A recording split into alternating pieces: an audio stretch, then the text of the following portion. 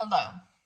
Are you thinking about investing money in your house before you put it on the market to sell? I want to talk to you real quick about a couple different things that you need to consider, and of which the first thing, of course, is a pool. So when you have a pool or you're entertaining putting in a pool and you're maybe not going to be here for the next 5 to 10 years and you know you're going to have to sell it, I want you to think about this because basically when you put a pool in, you cut your opportunity for buyer pool in half. Some people have little people. Some people don't want to maintain it. Some people would rather have the backyard as a yard in lieu of a pool.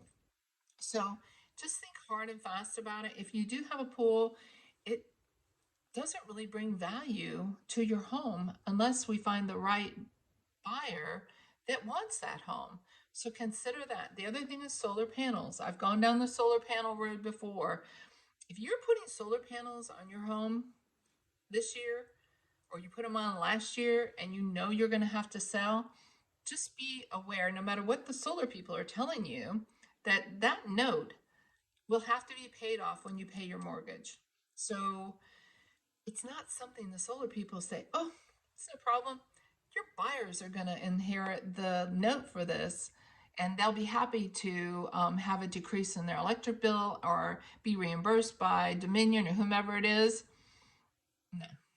So just know when you sell that house, if your buyer selects to assume that note or pay you $30,000 more because you have solar panels on that house, it does not bring any value to an appraisal. Because I just spoke with an appraiser again a little bit ago just to see, does a pool or do solar panels bring value to an appraisal? They don't. They don't. An appraiser is looking at the lot, the finished square feet, the bedrooms and baths, and if you have done interior upgrades, obviously renovated your kitchen or new flooring or something that's not cosmetic, new appliances.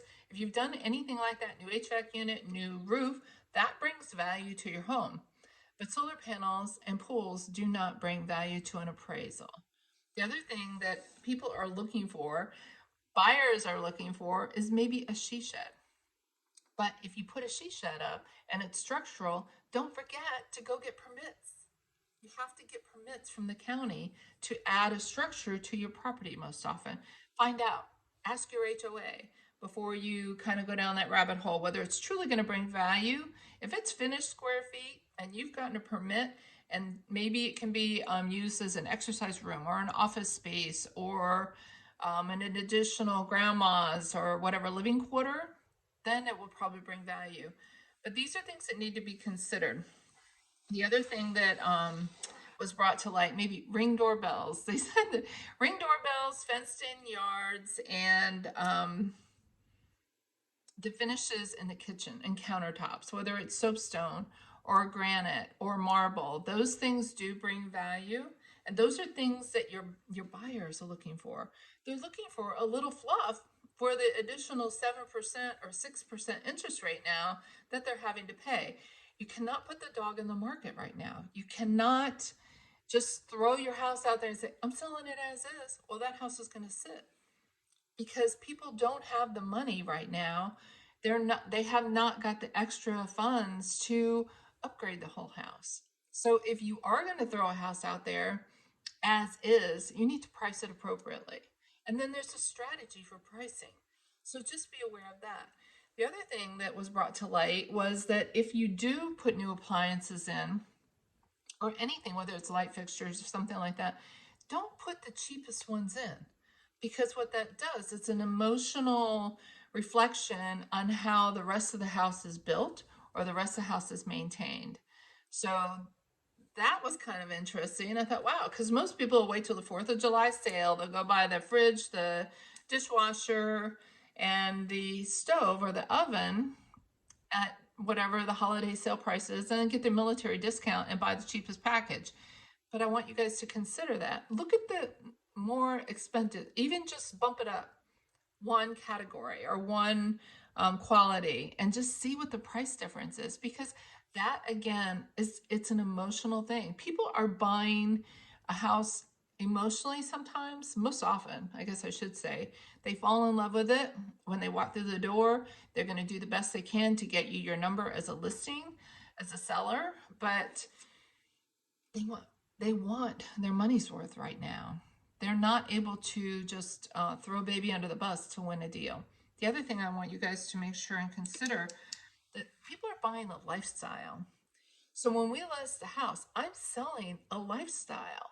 I am selling the beautiful staged home and the professional photography with captions underneath them.